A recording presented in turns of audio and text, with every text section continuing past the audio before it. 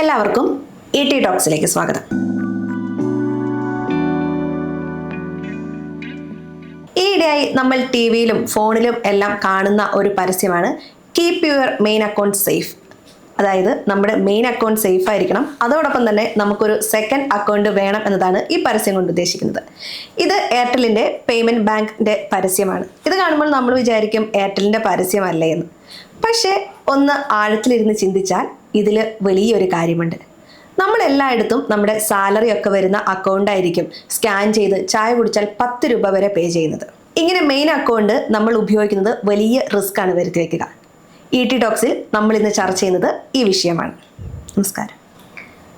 നമ്മുടെ ശമ്പളം വരുന്ന അക്കൗണ്ട്, അതിലായിരിക്കും ഭൂരിഭാഗം ആളുകളും അവരുടെ ഗൂഗിൾ പേ പോലെയുള്ള അക്കൗണ്ടുകളൊക്കെ ഘടിപ്പിച്ചിട്ടുണ്ടാവുക. ഇങ്ങനെ ഉപയോഗിക്കുന്നത് ഒരു വലിയ റിസ്ക് ആണോ? ഒറ്റവാക്കി ചോദിച്ചു കഴിഞ്ഞാൽ റിസ്ക് ഉണ്ട്. പലപ്പോഴും ഈ ശമ്പളം വരുന്ന അക്കൗണ്ട് തന്നെയാണ് മെയിൻ അക്കൗണ്ട്. ഭൂരിഭാഗം പേർക്ക് ഒരു അക്കൗണ്ടൊക്കെ കാണും. അപ്പോൾ നമ്മൾ ഒരു കണക്ക് നോക്കുക. റിസർവ് ബാങ്ക് ഓഫ് ഇന്ത്യയുടെയും അതുപോലെ നമ്മുടെ നാഷണൽ ക്രൈം റിപ്പോർട്ടിംഗ് പോർട്ടലിൻ്റെയും കണക്കനുസരിച്ച് 2024 ഏകദേശം 2.9 ലക്ഷം പരാതികളാണ് ഉണ്ടായത്. ഈ പരാതികളിൽ ഭൂരിഭാഗവും UPI ട്രാൻസാക്ഷനുമായി ബന്ധപ്പെട്ടതാണ്. ആളുകൾക്ക് നഷ്ടപ്പെട്ടിരിക്കുന്ന ഏകദേശം 2054 കോടി രൂപയോളമാണ്.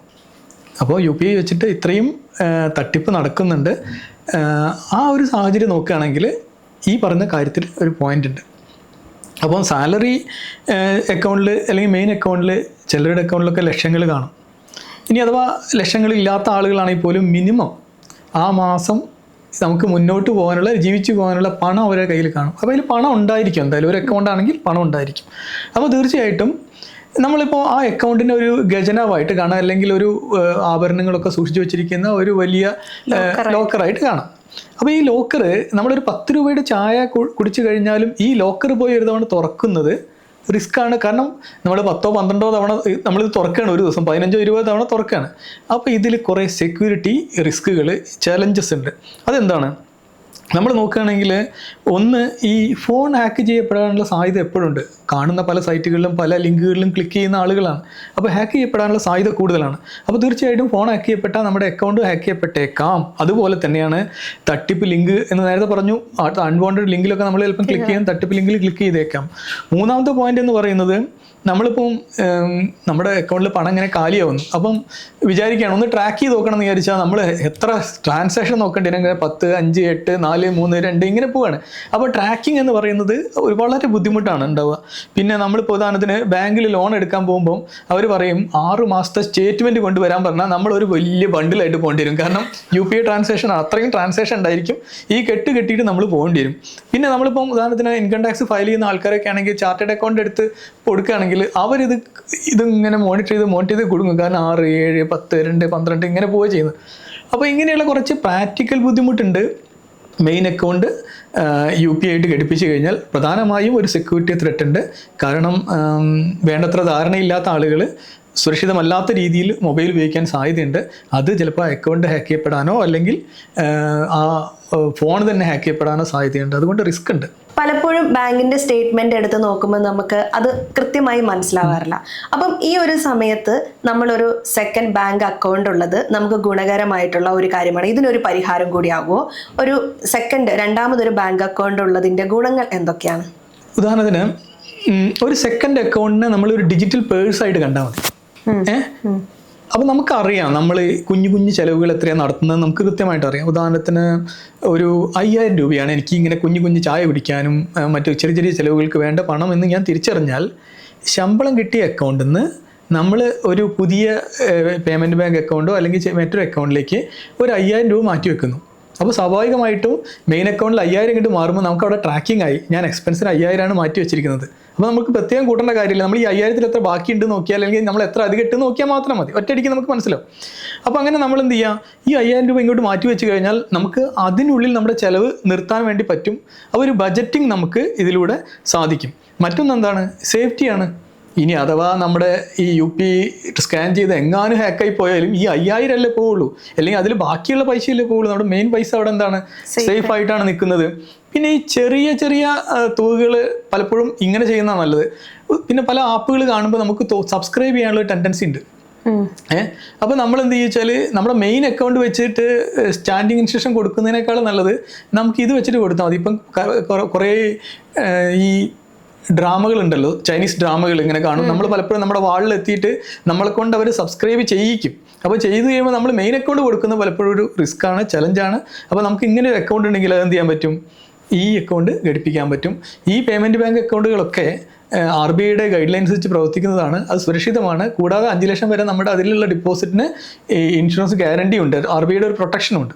അപ്പോൾ സ്വാഭാവികമായി നോക്കുകയാണെങ്കിൽ ഒരു പേയ്മെൻറ്റ് അക്കൗണ്ട് നമ്മുടെ സെക്കൻഡ് അക്കൗണ്ടായിട്ട് തുടങ്ങുന്നത് വളരെയധികം നല്ലതാണ്. എന്തുകൊണ്ടാണ് പേയ്മെൻറ്റ് അക്കൗണ്ട് എന്ന് പറയാം? ബാക്കിയുള്ള അക്കൗണ്ടുകളിലൊക്കെ നമുക്ക് മിനിമം ബാലൻസ് എന്നുള്ള ബാധ്യതയുണ്ട്. ഈ ഇത്തരം പേയ്മെൻറ്റ് അക്കൗണ്ടുകളിൽ നമുക്ക് മിനിമം ബാലൻസ് എന്ന് പറയുന്ന ബാധ്യത ഇല്ലാത്തത് കൊണ്ടാണ് ഈ പേയ്മെൻറ്റ് ബാങ്ക് അക്കൗണ്ട് എന്ന് പറയുന്നത്. എയർടെൽ പേയ്മെൻറ്റ് ബാങ്ക് അക്കൗണ്ട് എന്ന് എയർടെലിൻ്റെ പരസ്യത്തിന് തന്നെ കാരണം അതാണ്. നമുക്ക് അതിൽ മിനിമം കീപ്പ് ചെയ്യേണ്ട ആവശ്യമില്ല.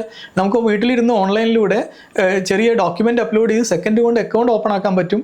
ആ അക്കൗണ്ട് ഒരു നാച്ചുറൽ അക്കൗണ്ട് പോലെ നമുക്ക് നമ്മുടെ UPI ആയിട്ട് ഘടിപ്പിക്കാൻ പറ്റും. ഒരു അക്കൗണ്ട് വേണ്ട എല്ലാ സൗകര്യങ്ങളും അതിലുണ്ട് താനും. അതിൽ പക്ഷേ പണത്തിൻ്റെ ട്രാൻസാക്ഷന് ലിമിറ്റ് ഉണ്ടെന്ന് മാത്രമേ ഉള്ളൂ. ഒരു അക്കൗണ്ട് പോലെ തന്നെ അത് പ്രവർത്തിക്കും. അപ്പോൾ ഇതിന് നമ്മൾ കോംപ്ലിക്കേറ്റഡ് ആയി ബാങ്കിലേക്ക് പോകേണ്ട ഒന്നും വേണ്ട. എല്ലാം ഓൺലൈനിൽ നമുക്ക് സെക്കൻഡ് കൊണ്ട് തുറക്കാവുന്നേ ഉള്ളൂ. അപ്പോൾ അങ്ങനെ ഒരു അക്കൗണ്ട് ഉള്ളത് പ്രായോഗികമായിട്ട് നല്ലൊരു കാര്യമാണ്.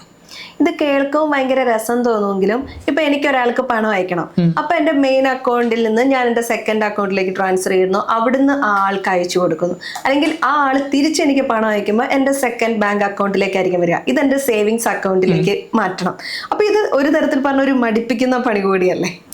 അതിന് നല്ലൊരു കാര്യം തോന്നട്ടെ, നമുക്ക് ബാംഗ്ലൂരിലേക്ക് പറക്കാൻ 1/2 മണിക്കൂറോ 45 മിനിറ്റ് ട്രാവൽ ചെയ്താൽ മതി അല്ലേ? പക്ഷെ നമ്മൾ എയർപോർട്ടിൽ പോയിട്ട് അതിൻ്റെ ആ സെക്യൂരിറ്റി ചെക്കിങ് എന്ന് പറയുന്ന ഫോർമാലിറ്റി എത്രയുണ്ട്? 1 മണിക്കൂർ നേരത്തെ പോകണം. പിന്നെ നമ്മൾ ബെൽറ്റും പാൻസും എല്ലാം അഴിച്ച് പരിശോധിക്കണം. പാൻസ് അയക്കേണ്ട, ബെൽറ്റൊക്കെ അഴിച്ചിട്ട് നമ്മൾ പരിശോധിക്കണം. ഈ പരിശോധിച്ച എന്ന് പറയുന്ന ആ പ്രക്രിയ നമ്മൾ വാസ്തവത്തിൽ ബുദ്ധിമുട്ടാക്കുന്നതാണ്. കാരണം നമ്മൾ ലാപ്ടോപ്പ് വേറെ വെക്കണം, അത് വേറെ വെക്കണം, ഇത് വേറെ വെക്കണം. ഇതൊരു 1/2 മണിക്കൂറുള്ള, ശരിക്കും നമ്മുടെ നാട്ടിൽ മാത്രമാണ് ഇത്രയും കോംപ്ലിക്കേറ്റഡ് ആയ ചെക്കിങ് പ്രോസസ്സ് ഉള്ളത്. അപ്പോൾ നമ്മൾ ഈ സുരക്ഷാ പരിശോധന മുഴുവൻ കഴിഞ്ഞിട്ട് പോകുന്നത് നമുക്ക് വേണ്ടിയിട്ടാണ്. അല്ലെങ്കിൽ നമ്മളിപ്പോൾ വേറെ രീതി പറയുകയാണെങ്കിൽ ഒരു പ്രധാനമന്ത്രിയോ മുഖ്യമന്ത്രിയോ പോകുമ്പോൾ അവരുടെ സുരക്ഷയ്ക്ക് വേണ്ടി ഉണ്ടാക്കുമ്പോൾ നമുക്ക് ബുദ്ധിമുട്ടുണ്ടാക്കും. അപ്പോൾ ഏതൊരു സുരക്ഷ നമ്മൾ നോക്കുമ്പോഴും ആ സുരക്ഷയ്ക്ക് കുറച്ച് ബുദ്ധിമുട്ടുണ്ടായിരിക്കും. അപ്പം ഇവിടെയും സുരക്ഷ ചില അസൗകര്യങ്ങളൊക്കെ ഉണ്ടാക്കും. പക്ഷെ നമുക്ക് പ്രാക്ടിക്കലായി നോക്കുകയാണെങ്കിൽ നമ്മളൊന്ന് പ്ലാൻ ചെയ്ത് നടക്കും. അതെങ്ങനെയെന്ന് പറയാം. ഞാൻ ചെയ്യുന്ന മാർഗം പറയാം. ഉദാഹരണത്തിന് എനിക്ക് മാസം വരേണ്ട ചിലവ് 5000 രൂപയാണ് ഇത്തരത്തിലെങ്കിൽ ഞാൻ 5000 ആദ്യം സെക്കൻഡ് അക്കൗണ്ടിലേക്ക് മാറ്റും. പിന്നെ പാലിന് കൊടുക്കേണ്ട പണം എത്രയാണെന്ന് എനിക്ക് നേരത്തെ അറിയാം. പത്രത്തിന് കൊടുക്കേണ്ട പണം എത്രയാണെന്ന് എനിക്ക് നേരത്തെ അറിയാം. ഇങ്ങനെയുള്ള ചിലവുകൾ എനിക്കറിയാം. അപ്പോൾ അതൊരു 10000 രൂപയോളം വരുമെങ്കിൽ ഞാൻ ഈ 5000-ന് പകരം 10000 ചെറിയ അക്കൗണ്ടിലേക്ക് മാറ്റിയിട്ടുണ്ടായിരിക്കും. പിന്നെ എനിക്ക് അതിൽ നിന്ന് കൊടുത്താൽ മതി. പിന്നെ ഈ പറഞ്ഞ പ്രാക്ടിക്കൽ ഡിഫിക്കൽറ്റി അപൂർവമായിട്ടാണ് നമ്മുടെ സുഹൃത്തുക്കൾ ആരെങ്കിലും കടം ചോദിക്കില്ല. എല്ലാ ദിവസവും കടം കൊടുക്കാൻ നമ്മളതിൽ പൈസയും ഇല്ലല്ലോ. അപ്പോൾ അത് നമുക്ക് എന്ത് ചെയ്യാമെന്ന് വെച്ചാൽ ഞാൻ ചെയ്യുന്ന മാർഗം പറയാം. എൻ്റെ GPay അക്കൗണ്ടിൽ മെയിൻ അക്കൗണ്ട് എല്ലാം ഘടിപ്പിച്ചിട്ടുണ്ട്. പക്ഷേ എൻ്റെ ഈ സെക്കൻഡ് അക്കൗണ്ട് അത് ഞാൻ ഉപയോഗിക്കുന്നത് ഭീം ആപ്പാണ്. ഭീം ആപ്പിൽ ഈ എയർടെൽ ആപ്പ് മാത്രമേ ഉള്ളൂ. എയർടെലിൻ്റെ പേയ്മെൻറ്റ് ബാങ്ക് ആപ്പ് മാത്രമേ ഉള്ളൂ. ഇത് ഒരിക്കലും എയർടെലിൻ്റെ പരസ്യമല്ല കേട്ടോ. ഞാൻ പറയാം, ഒരു പേയ്മെൻറ്റ് ബാങ്ക് അക്കൗണ്ട് മാത്രമേ ഉള്ളൂ. നോർമലി നമ്മൾ ചായ കുടിച്ചാലോ എന്ത് കുടിച്ചാലോ നമ്മൾ ഭീം ആപ്പ് വെച്ച് മാത്രമേ സ്കാൻ ചെയ്യുള്ളൂ. പക്ഷേ നമ്മുടെ ഗൂഗിൾ പേ ആയിട്ട് എല്ലാ അക്കൗണ്ടും ഘടിപ്പിച്ചവിടെ വെച്ചിട്ടുണ്ടല്ലോ. ഇത് നമ്മൾ റെഗുലർലി തുറക്കുന്നില്ല ഈ ഖജനാവ്. ഇതേപോലെ ആരെങ്കിലും ഒരാൾ പണം ചോദിച്ചാൽ അപ്പം നമ്മൾ ഇട്ട് കൊടുക്കുക. അത് വൺസല്ലേ ചെയ്യുന്നുള്ളൂ. അവിടെ സുരക്ഷാ റിസ്കിൽ ഒറ്റ തവണ ചെയ്യുന്നുള്ളൂ. ഫ്രീക്വൻ്റ് ആയിട്ട് ചെയ്യുമ്പോഴാണല്ലോ റിസ്ക് കൂടുന്നത്. ഇവിടെ നമ്മൾ ഒരു തവണ ചെയ്യുന്നുള്ളൂ. അങ്ങനെ വേണമെങ്കിൽ ചെയ്യാം. അല്ലെങ്കിൽ നമുക്ക് ഒരു മാസം വരാവുന്ന ഫിക്സഡ് ആയ ചിലവുകൾ നേരത്തെ അറിയാമെങ്കിൽ അത് ഇങ്ങോട്ട് മാറ്റിയിട്ടാലും മതി. അത് പല രീതിയിൽ നമുക്ക് എന്ത് ചെയ്യാൻ പറ്റും. പിന്നെ ടോപ്പപ്പ് ചെയ്യാൻ പറ്റും. 5000 തീർന്നാൽ എന്ത് ചെയ്യാൻ പറ്റും, നമുക്ക് പുറത്തേക്ക് ടോപ്പപ്പ് ചെയ്യാൻ പറ്റും. പിന്നെ ചെറിയ എമൗണ്ടുകളാണ് നമ്മൾ കൊടുത്തതെങ്കിൽ അത് തിരിച്ചു അവിടെ കിടന്നോട്ടെ, അടുത്ത മാസം നമ്മൾ അങ്ങോട്ട് മാറ്റേണ്ടെന്ന് വെച്ചാൽ മതി. നമുക്ക് ആ പൈസ വളരെ അത്യാവശ്യമാണ്, നമ്മുടെ മെയിൻ അക്കൗണ്ടിൽ മാത്രം അങ്ങോട്ട് മാറ്റിയാൽ മതി. അപ്പം പ്രാക്ടിക്കലായിട്ട് എല്ലാത്തിനും സൊല്യൂഷൻ ഉണ്ട്. ചില അസൗകര്യങ്ങളൊക്കെ കാണും, പക്ഷെ നമ്മൾ പ്ലാൻ ചെയ്യുകയാണെങ്കിൽ ഒക്കെ നടക്കും. അപ്പോൾ എല്ലാത്തിനും ഒരു നേരും നിറയുണ്ടാവും, ഒരു വ്യവസ്ഥ ഉണ്ടാവും എന്ന് ചുരുക്കം. നമ്മൾ എത്ര മാസം ചിലവാക്കി, ഇപ്പോൾ ചെറിയ എമൗണ്ട് ആണെങ്കിലും നിങ്ങൾ ചിലപ്പോൾ കൂട്ടി നോക്കിയാലും മാസത്തിൽ നമുക്കൊരു കയ്യും കണക്കും കിട്ടില്ല. കാരണം നമ്മുടെ മെയിൻ അക്കൗണ്ടായിട്ട് ഘടിപ്പിച്ചിട്ടുണ്ടാവുക ഇങ്ങനെ പോയിക്കൊണ്ടേയിരിക്കും. അവസാനം പൈസ കാലിയായിട്ടുണ്ടാവും. ചിലപ്പോൾ നമ്മൾ ഒരു ദിവസം തുറന്ന് നോക്കുമ്പോൾ 2000 രൂപ ഉണ്ടല്ലോ എന്ന് പറയും. അപ്പോൾ ആ പ്രതീക്ഷയിൽ ചിലപ്പോൾ നമ്മൾ സ്കാൻ ചെയ്യുമ്പോൾ ചിലപ്പോൾ 2000 രൂപ കാണൂല. കാരണം ചെറിയ എമൗണ്ട് വെച്ചാൽ ആ എമൗണ്ട് തീർന്നു പോയിട്ടുണ്ടാവും, നമ്മൾ അറിയില്ല. പക്ഷേ ഇതിൽ മാത്രം തീരുകയാണെങ്കിൽ നമുക്ക് വേണമെങ്കിൽ അപ്പുറത്തെ അക്കൗണ്ടിൽ നിന്ന് ഇവിടേക്ക് ടോപ്പപ്പ് ചെയ്താൽ മതിയല്ലോ. അപ്പം ഇനി ബാങ്ക് അക്കൗണ്ട് തുറന്നിട്ട് ടോപ്പപ്പ് ചെയ്യണമെന്നില്ല. നമ്മൾ GPayൽ അപ്പുറം ഒരു അക്കൗണ്ട് നമ്മൾ സെറ്റ് ചെയ്ത് വെച്ചിട്ടുണ്ടല്ലോ, ഇത് ഇങ്ങോട്ട് ട്രാൻസ്ഫർ ചെയ്താൽ മതി. ബാങ്ക് ടു ബാങ്ക് ട്രാൻസ്ഫർ ചെയ്യാനുള്ള ഓപ്ഷൻ ഉണ്ടല്ലോ, ട്രാൻസ്ഫർ ചെയ്താൽ മതി. അപ്പോൾ ഒരു അക്കൗണ്ട് ഒരു UPI സംഗതി മെയിൻ ബാങ്കായിട്ട് ഘടിപ്പിച്ചത് വേണമെങ്കിൽ സുരക്ഷിതമായിട്ട് സൂക്ഷിക്കാം. ഈ ജിപേ ഈ അക്കൗണ്ട് നമുക്ക് ദൈനംദിന ആവശ്യങ്ങൾക്ക് മൾട്ടി ആയിട്ട് ഒരു ദിവസം 15-20 പ്രാവശ്യം ഉപയോഗിക്കണമെങ്കിൽ ഉപയോഗിക്കാം. അത് നമ്മൾ വളരെ അപൂർവമായിട്ട് ഉപയോഗിക്കാൻ വേണ്ടി വെക്കാം. കുറച്ച് ഉപയോഗിക്കുന്നതുകൊണ്ട് ആ സുരക്ഷാ റിസ്ക് താരതമ്യേന നമുക്ക് സേഫാണ്. മറ്റേത് ഫ്രീക്വൻ്റായിട്ട് ഉപയോഗിക്കും, സുരക്ഷാ റിസ്ക് ഉണ്ട്. പക്ഷേ ആ റിസ്ക് നമുക്ക് എന്ത് ചെയ്യാൻ പറ്റും, ആ ചെറിയ എമൗണ്ട് ആയതുകൊണ്ട് നമുക്കതിനെ ആ രീതിയിൽ നമുക്ക് അവോയ്ഡ് ചെയ്യാൻ പറ്റും. ഇത്തരത്തിൽ ഉപയോഗിക്കാൻ സാധിക്കുന്ന പേയ്മെന്റ് ബാങ്ക് അക്കൗണ്ടുകൾ ഏതൊക്കെയാണ്? എയർടെൽ പേയ്മെന്റ് ബാങ്ക് അക്കൗണ്ടുകൾ മാത്രമേ ഉള്ളൂ? നമ്മൾ സർക്കാരിൻ്റെ തന്നെ നോക്കുകയാണെങ്കിൽ ഇന്ത്യൻ പോസ്റ്റ് പേയ്മെൻറ്റ് ബാങ്ക് ഉണ്ട്, അത് ഉപയോഗിക്കാം. പിന്നെ അതുപോലെ ജിയോയുടെ പേയ്മെൻറ്റ് ബാങ്ക് ഉണ്ട്. ഞാൻ നേരത്തെ പറഞ്ഞ എയർടെലിൻ്റെ, നമ്മൾ പരസ്യത്തിൽ കണ്ട എയർടെലിൻ്റെ പേയ്മെൻറ്റ് ബാങ്ക് ഉണ്ട്. അതുപോലെ തന്നെ നിയോ ബാങ്കുകളായ ഫിനോ, പിന്നെ ജൂപ്പിറ്റർ നമ്മൾ ഫെഡറൽ ബാങ്കായിട്ട് അസോസിയേറ്റ് ചെയ്യണം പ്രവർത്തിക്കുന്നു തോന്നുന്നു. അങ്ങനെ കുറേ അക്കൗണ്ടുകളുണ്ട്. നമ്മൾ ഇവിടെ ഏതെങ്കിലും ഒരു ബാങ്ക് അക്കൗണ്ട് തുറക്കാൻ ആരോടും പറയുന്നില്ല. നമ്മൾ പറയുന്നത് നമ്മൾ ഒരു സെക്കൻഡ് അക്കൗണ്ട് ഉണ്ടാക്കേണ്ടതിൻ്റെ ആവശ്യകതയും അതുകൊണ്ടുള്ള ഗുണങ്ങൾ മാത്രമാണ് പറയുന്നത്. അക്കൗണ്ടിൻ്റെ പേര് നമ്മൾ അക്കാഡമിക് പർപ്പസിന് വേണ്ടി മാത്രം ആണ് പറഞ്ഞത്. പിന്നെ നമ്മൾ വേറെ കാര്യം ആലോചിക്കുന്നത്, ചിലർക്ക് ചോദിക്കും ഒരാൾക്ക് എത്ര അക്കൗണ്ട് വേണം. ഫലത്തിൽ ഒരാൾക്ക് 3 അക്കൗണ്ട് ഉള്ളത് നല്ലതാണ്. ഒന്ന്, നമുക്ക് കൃത്യമായിട്ട് സാലറി ഒക്കെ വരാനുള്ള, ഇൻകം വരാനുള്ള ഒരു അക്കൗണ്ട്. 2 എന്ന് പറയുന്നത് നമുക്ക് സ്പെൻഡ് ചെയ്യാനുള്ള, ഇപ്പോൾ നമ്മൾ പറഞ്ഞ കുഞ്ഞ് അക്കൗണ്ട്. 3, ഒരു എമർജൻസി ഫണ്ട് നമ്മൾ എവിടെയെങ്കിലും സൂക്ഷിക്കണം.